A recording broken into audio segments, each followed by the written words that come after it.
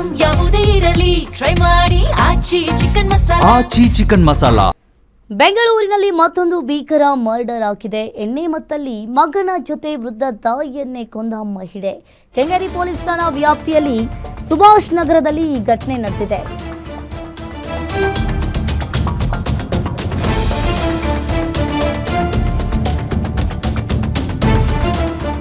ಎಣ್ಣೆ ಮತ್ತಲ್ಲಿ ಮಗನ ಜೊತೆ ತಾಯಿಯ ಕೊಲೆ ಮಾಡಿದ ಮಹಿಳೆ.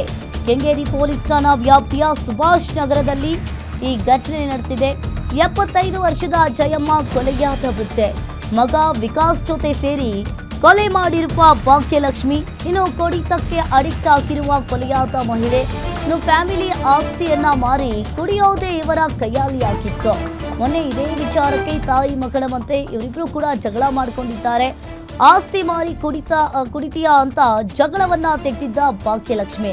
ಜಗಳದ ನಡುವೆ ಮುದ್ದೆ ಕೋಲಿನಿಂದ ಹೊಡೆದು ಕೊಲೆ ಮಾಡಿದ್ದಾಳೆ. ಕೊಲೆ ಮಾಡಿ ಯಾರಿಗೂ ಕೂಡ ಹೇಳದೆ ಮುಚ್ಚಿಟ್ಟಿದ್ದ ಆರೋಪಿಗಳು ಕೆಲ ಹೊತ್ತಿನ ನಂತರ ಗೆಳೆಯನಿಗೆ ಕರೆ ಮಾಡಿ ಎಣ್ಣೆ ತರಲು ಹೇಳಿದ್ದ ವಿಕಾಸ್. ನಮ್ಮ ಅಜ್ಜಿ ಸತ್ತಿದ್ದಾಳೆ, ತಲೆ ಕೆಟ್ಟೋಗಿದೆ, ಎಣ್ಣೆ ತಗೊಂಬ ಅಂತ ಹೇಳಿದ್ದಾನೆ. ಆಗ ಎಣ್ಣೆ ಪಾರ್ಟಿಗೆ ಅಂತ ಕುಳಿತಾಗ ಬಾಡಿ ನೋಡಿದ್ದ ವಿಕಾಸ್ ಸ್ನೇಹಿತ. ಕೂಡಲೇ ಪೊಲೀಸರಿಗೆ ಕರೆ ಮಾಡಿ ಮಾಹಿತಿಯನ್ನ ನೀಡಿದ ಸ್ನೇಹಿತ. ಪೊಲೀಸರು ಬಂದಾಗ ಕೊಲೆ ವಿಚಾರ ಇಲ್ಲಿ ಬಯಲಾಗಿದೆ. ಆರೋಪಿಗಳಾದ ತಾಯಿ ಮಗನನ್ನ ಈಗಾಗಲೇ ಪೊಲೀಸರು ಕೂಡ ಬಂಧಿಸಿದ್ದಾರೆ. ತಡರಾತ್ರಿ ನಮಗೆ ಒಂದು ಮಾಹಿತಿ ಬರುತ್ತೆ. ಈ ಥರ ಕೆಂಗೇರಿ ಉಪನಗರ ಏರಿಯಾ ಮನೀಷಾ ಎನ್ಕ್ಲೇವ್ ಅಪಾರ್ಟ್ಮೆಂಟಲ್ಲಿ ಒಂದು ವೃದ್ಧೆ ಕೊಲೆ ಆಗಿದೆ ಅಂತಂದು ಧನಂಜಯ್ ಅನ್ನೋರು ಕಂಪ್ಲೇಂಟ್ ಕೊಡ್ತಾರೆ.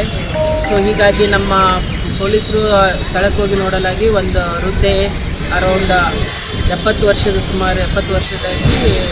ಅಲ್ಲಿ ಬಾತ್ರೂಮ್, ಅವ್ರ ಮನೆಯ ಬಾತ್ರೂಮ್ ಮುಂದಗಡೆ ಬಿದ್ದು ಡೆತ್ ಆಗಿರ್ತಾರೆ.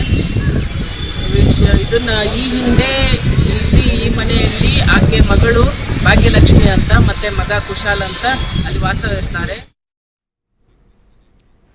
ಈ ಬಗ್ಗೆ ಹೆಚ್ಚಿನ ಡೀಟೇಲ್ಸ್ ಅನ್ನ ನೀಡ್ತಾರೆ ಅಜಯ್ ಕುಮಾರ್. ಫೋನ್ ಸಂಪರ್ಕದಲ್ಲಿ ಜಾಯಿನ್ ಆಗಿದ್ದಾರೆ. ಸಜಯ್, ಎಣ್ಣೆ ಮತ್ತಲ್ಲಿ ಮಗನ ಜೊತೆ ತಾಯಿ ಕೊಲೆ ಮಾಡಿದ ಮಹಿಳೆ ಈಕೆ. ಇವರಿಬ್ರು ಸೇರಿ ಕೊಲೆ ಮಾಡಿದ್ದಾರೆ ತನ್ನ ತಾಯಿಯನ್ನ. ಏನಿದೆ ಇದ್ರ ಬಗ್ಗೆ ಹೆಚ್ಚಿನ ಡೀಟೇಲ್ಸ್?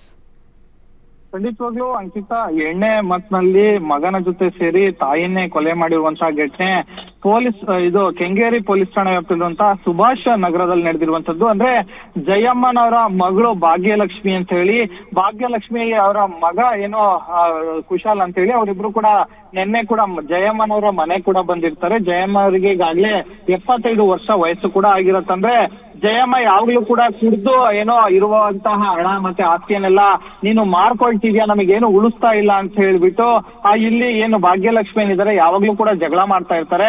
ನಿನ್ನೆನೂ ಕೂಡ ಅದೇ ರೀತಿಯಾಗಿ ಜಗಳ ಆಗಿ ಆ ಒಂದು ಜಗಳ ವಿಕೋಪಕ್ಕೂ ಕೂಡ ಹೋಗಿರುವಂತದ್ದು. ಆಗ ಅಲ್ಲೇ ಇದ್ದಂತ ಒಂದು ಮುದ್ದೆ ಕೋಲ್ ಏನಿದೆ ಅದರಿಂದ ಅವರ ತಲೆಗೆ ಬಲವಾಗಿ ಹೊಡೆದಿರೋದ್ರಿಂದಾಗಿ ಭಾಗ್ಯಮ್ಮ ಅಲ್ಲೇ ಏನು ಜಯಮ್ಮ ಅವರು ಅಲ್ಲೇ ಏನೋ ಸಾವನ್ನಪ್ಪಿದ್ದಾರೆ. ಜೊತೆಗೆ ಅದಾದ ನಂತರದಲ್ಲೂ ಕೂಡ ಇವರು ಆತ ಏನು ಫ್ರೆಂಡ್ ಅನ್ನು ಕೂಡ ಮನೆ ಕರೆದಿದ್ದಾನೆ, ಬಾಯಲ್ಲಿ ಎಣ್ಣೆ ತಗೊಂಡು. ಯಾಕಂದ್ರೆ ಸಾಕಷ್ಟು ಒಂದ್ ರೀತಿ ಜಗಳ ಆಗಿದೆ ಅಂತಾನು ಕೂಡ ಹೇಳ್ತಾನೆ. ಆಗ ಆತ ಕೂಡ ಎಣ್ಣೆ ತಗೊಂಡು ಮನೆಗೆ ಬಂದಂತ ಸಂದರ್ಭದಲ್ಲಿ ಅದನ್ನ ನೋಡಿದಾನೆ.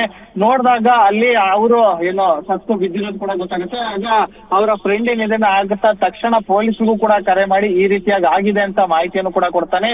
ಪೊಲೀಸರು ಕೂಡ ಮನೆಗೆ ಹೋದಂತ ಸಂದರ್ಭದಲ್ಲಿ ಗೊತ್ತಾಗತ್ತೆ ಇಲ್ಲಿ ಜಯಮ್ಮ ಅನ್ನೋ ವೃದ್ಧೆ ಏನಿದ್ದಾರೆ ಅವರು ಕೂಡ ಸಾವನ್ನಪ್ಪಿದ್ದಾರೆ ಅಂತ ಹೇಳಿ.